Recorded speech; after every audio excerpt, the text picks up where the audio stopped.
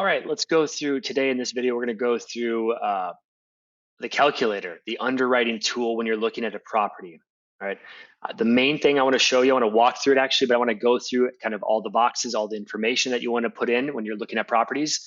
Now, what I want to talk about right now on a disclaimer, most people, you're watching this, you're like, we've done this. This is simple. It's very self-explanatory. You just put the information in. The point is, I want to make at the beginning is most people, when they go to look for properties, they do a very brief and quick underwrite. Okay, they're looking at like, okay, what's the interest rate right now? Okay, what's the mortgage? It's gonna be $2,000 a month. Okay, insurance, maybe that's $100 a month, and maybe taxes 100, $2,200. We're gonna rent it for, let's just say we're gonna rent it for 3K, 3,000. We're gonna have $800 cash flow. 2,200. Oh, 3,000 minus 2,200, $800 cash flow. Wow, good deal. Do it. Okay.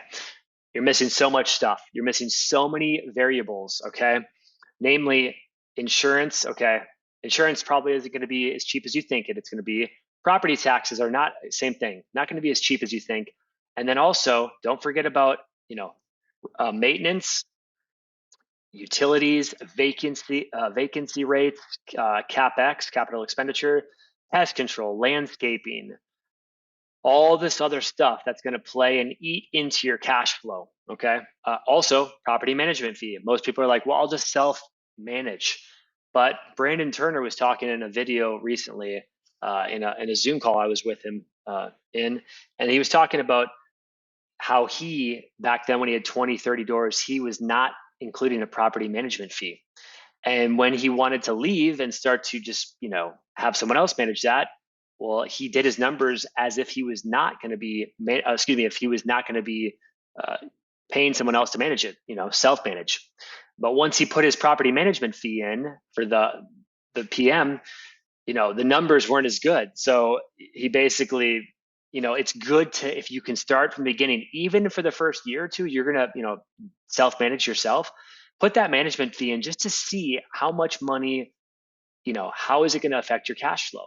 Again, it would be better to have more conservative numbers, all right, and to be happy in a good way, saying, "Wow, actually, I'm cash flowing more than I thought I would," rather than the other way around, saying, "I'm not cash flowing anything. I thought I was going to cash flow. I'm not." So, be pleasantly surprised with being conservative. Now, with that being said, don't mark everything up 30, 40, 50% extra, but maybe 5 or 10% above. It depends, whatever you're comfortable with. Okay. All right. So I got a property right here, 398. It's a triplex.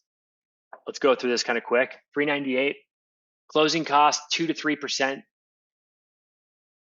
Due diligence is going to include your inspections. All right, your inspections, anything to check the house out once you get it in contract and you're in contract and escrow. Okay, you're looking at all the stuff in your inspection period. Usually it's 7 to 14 days. So $1,000, it could be more, it could be 1,500, 2,000. It just depends. You're gonna want to check for insects. You're gonna especially termites wherever you live, foundation, all that kind of stuff. Repairs, cost to make rent ready. This is going to be things like after you acquire the property. Are you going to furnish it? Is it going to be a Airbnb? Are you going to fix it up? Does it need to be painted? This and that. For us, my wife and I, for this house, it was 95% turnkey. We furnished it. We had to paint a little bit and throw some new carpet in the bedrooms. I would say it was around 12K. All right. This number and this number are not going to affect, and this number are not going to affect your interest rate. Those are all different. This is just going to be the money that you're going to need to get the deal done. Okay. Close on the deal, pay the realtors, make sure the title, all that is, transferred to your name. But these numbers, if I put 100K in all these, 10K in all these, it's not going to affect any number with your monthly payments. Okay. Holding costs until rented. If it's a vacant property and you're going to, fix it up and then it's going to take a month in order to find people, you're going to want to put that, if you're going to rent it for 3K, put 3K in here. All right. So this example I'm doing actually for this property, this property right here, okay, there. It's currently it's all occupied. There's no vacancy. All right. So it's bringing in $3,750. Other income would be if you have like Maybe if there's you're having the tenants pay for parking in a carport or something like that, or a garage, or maybe a coin laundry. There's coin laundry. You can throw that other income in.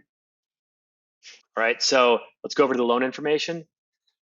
Down payment. Let's do an example right now. I've been working with a couple of VA veterans who are going to do 0 down. So let's do just a VA one. Um, this could be different, of course, if you're doing conventional. It's just going to manipulate this number. Okay, so let's do 0 down. Let's do around just below 7%, 30 years. All right, so $2,607 for this property. Okay, for 398. That's how much it's going to cost per month for the mortgage. All right, the current rent is $3,750. If they don't house hack it, if they don't live in it, if they fully, have tenants living there, this is what it's going to look like. All right, so this was brought over to here. Now we're at the stabilized monthly expense, monthly property insurance. Okay, it breaks it down into months. A lot of times, at least in Central Florida, we're paying. I'm sure it's most states like this. We pay by the year. So you break it down into months, though, and this is the important thing. This is where buckets come into play. We've done it. We believe this way, but still, it's easy to, my wife and I, it's easy to not think about that. Like, hey, there's no, property insurance I have to pay this month. There's no property tax I have to pay this month. But then, at the beginning of the year, oh, $3,500 or $4,000 that you have to pay. So it's good to every month. Here comes my incoming money right here. Take it from this bucket, put it to insurance money, put it to the property tax money. At the end of the year, you have these buckets ready to go. Insurance, you have to pay the insurance. You take the money out of the bucket, you place it, you give it to the government, right? To the insurance company. The property tax, you give that to the government, right?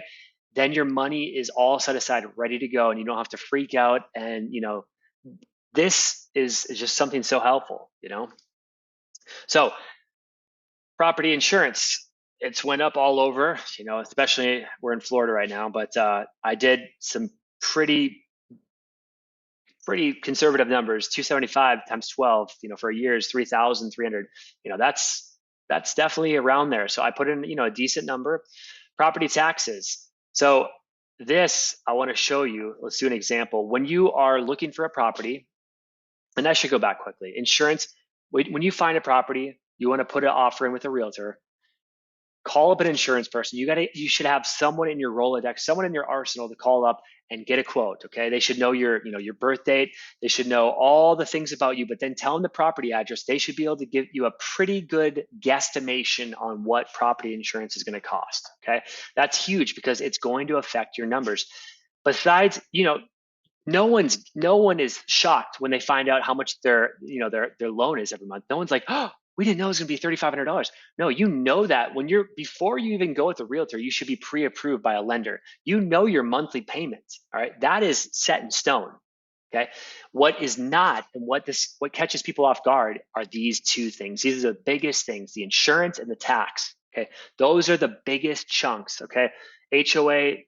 Your realtor or you yourself online should see, hey, there's an HOA or not. But these two are the biggest ones, I would say, that catch people off guard.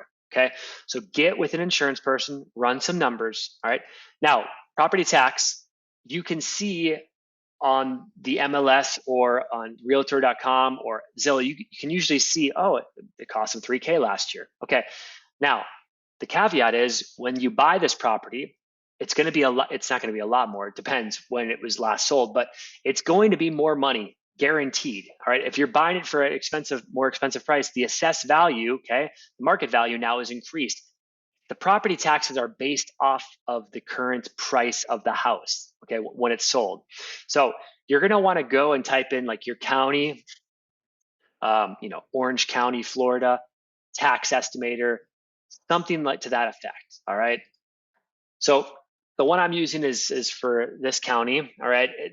Some are clean looking. This one's not so clean looking, but it does work. Okay. We put in the sales price or the market value, whichever is greater. The sales price is almost always greater than the market value. So this price is 398. I put in the tax ID, and then there's a few things I'm just going to skip through. Okay. Homestead exemption. Just don't worry about that. But I click here and it gives you, it's about $1,800, variable in between, but it's showing me, hey, 5,750. Let's just go with that. Okay, again, that's low. 5,754 divided by 12. We're looking at like $475 a month. All right. If I just did this quickly before, again, you're going to want to call the county. You can also verify with them, but you want to do a tax calculator and maybe call the county to find your tax information. All right. I did 415 here, which is about 5K a year. Okay. Every state's going to probably have something like in Florida, we call it a homestead exemption. All right. So once you get your homestead exemption, at least in Florida, that cuts it, I would say, by almost half the price for the property taxes. So, the first year, once you get in the property, you're gonna have to pay that normal usually. You won't be able to apply or file for exemption until the next year rolls around. So account for some higher property taxes the first few months, first year, but then apply for that exemption. Okay, that should bring it down. All right, let's keep going quickly now. All right, next one, let's talk about property management fees. It's anywhere from 8 to 10% a month. All right, so if you're bringing in 3750, let's just do that quickly, times 0.08, that's $300 a month. All right, that the manager is going to be taking every month. All right, to manage on your behalf. Right, I think it is. I would probably agree with Brandon Turner. It's good to incorporate that from the beginning, so that you don't have to build yourself a job. All right. In 10 years, do you want to keep managing these properties? No, you probably want to be moving on to something different. So incorporate the management fee. All right. Like the buckets I talked about for insurance and tax, you're going to want a third, a fourth, and a fifth bucket. If you have 5 buckets for your property, you're going to be set and ready to go. What are the other buckets? Okay, your repairs. What is that?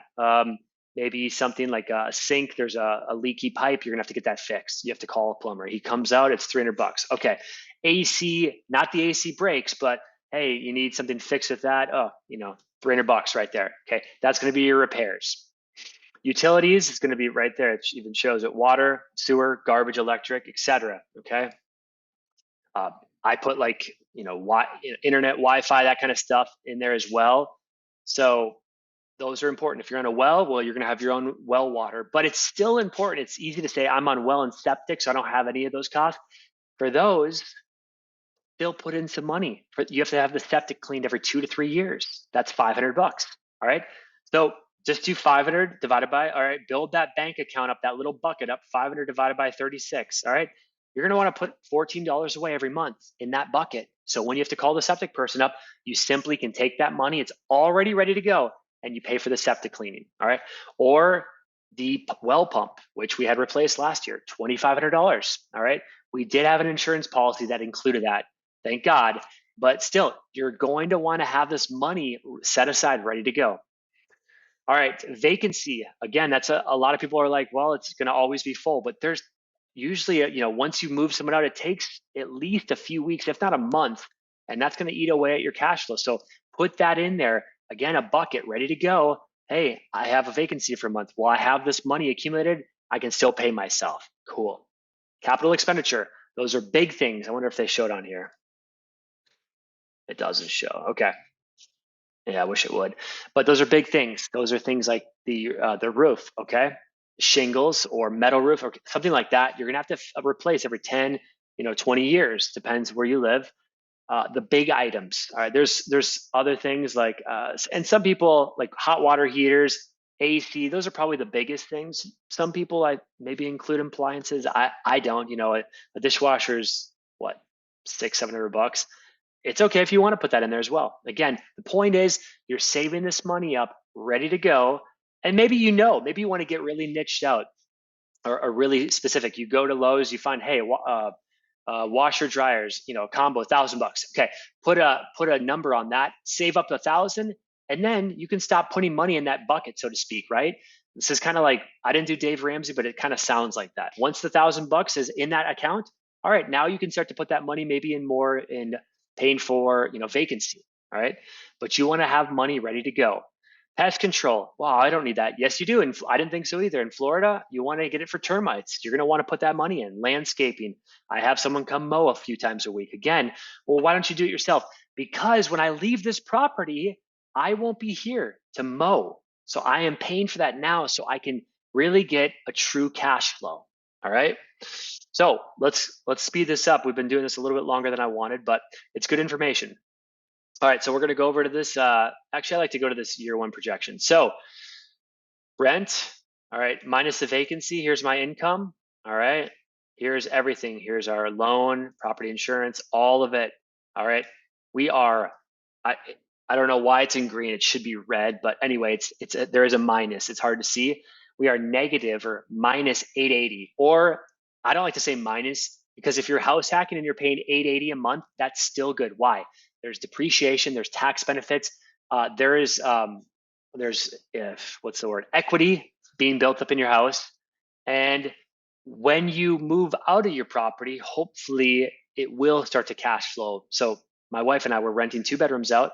When we move out, we're gonna have to do a few tweaks, but we're gonna be pretty close to $100 or $200 true cash flow. Okay. For this example, for this triplex though, with the current rates and everything, this is what we're getting, about 880. And that's $10,000 that we have to pay a year. However, people say today, oh, I don't want to do this. It's just, that's, unless I'm breaking even or cash flowing, it's pointless. It's not pointless. Okay. Time value is important. If you keep paying rent, you have to pay to live somewhere. Are you paying more than 880 right now to rent, apartment somewhere? I'm sure you are. All right. My point is, if you're paying more, if you're paying even the same, why wouldn't you want to go and own that? Because again, this is something that David Green talked about in a Zoom call I was with him on last week. Inflation, guys, inflation is going exponential. The money that we pumped in, it's going to increase more and more. I much rather would be paying into my house, my asset, right, than into someone else's house and asset or apartment building, right? You're paying someone's mortgage, either someone else's or yourself. So I would rather, it's a mindset shift rather today. People are saying, I'm waiting for the interest rates. Well, get ready for this. When the interest rates drop, if they drop, okay, when they drop, are there going to be more or less people shopping for houses? There's going to be more. Is it going to be like 2022 again? I don't know if it'll be like that. 2022 is crazy, but in Florida, there was 10 and 15 offers per every house. If there's 10 and 15 offers on a house, that means if the asking price is 300K, is it going to sell for 300K? No. With 10 or 15 people putting an offer on, it's going to go above. It's going to go to 335, 340. So you're going to pay more when the interest rates go lower. All right. There's going to be more competition. So my point is, it's a mindset shift. This is not bad. 880 to pay 880 to live in the house, to house hack, or I just think this is so important. Now remember, this one is a little bit different because this one is actually showing all three not living in there. This is actually a little bit different, okay? But anyway, I wanted to go through this and show you, and hopefully, you find something. But if the numbers aren't perfect and you're looking to house hack, and it's $500 I have to pay a month, that's still an amazing thing, okay? Maybe there's something you can do. Maybe you can add an extra over here. We have space to add another bedroom. All right, what would that look like? Well, maybe 10 to 15K to put up some walls. All right, let's just do that. Let's just say it's 15K. I think that's probably above, just to put up a few walls in the door. 15K divided by 12. All right, let's do, let's say we can rent this bedroom out for $700, which we could easily do. We're doing more for our current roommates right now. So let's do 15,000 divided by $700 a month. That's just over 2 years and you will pay it off. Is that a good investment? Is that now going to increase my number and cash flow positive? Guaranteed. So be creative, change your mindset, and make sure you're analyzing the numbers correctly and not doing phantom cash flow, not setting yourself up for failure. Okay. I really hope this video helped. Give it a like, subscribe if you like this. But thank you so much for joining me, and I'll see you next time.